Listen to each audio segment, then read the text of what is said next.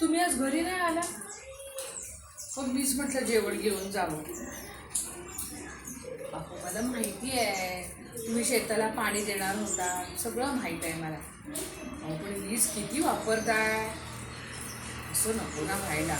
उत्पन्न अगदी कमी आणि विजेचं बिल हे एवढं मोठं. पहिलं व्हायचं असं म्हणतात ना, चारण्याची मुलगी बाळाचा मसाला, असं होणार हो म्हणून. काय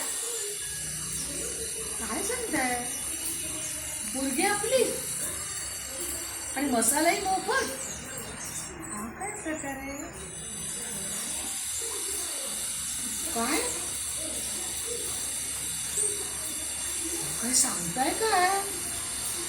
महायुती सरकारनं शेतकऱ्यांचं विजेचं बिल माफ केलंय आणि एवढंच नाही तर सोलारसाठी 1.5 लाख रुपये देऊ केले. काय आता खऱ्या अर्थानं आमच्या शेतात सोनं पिकणार बघा.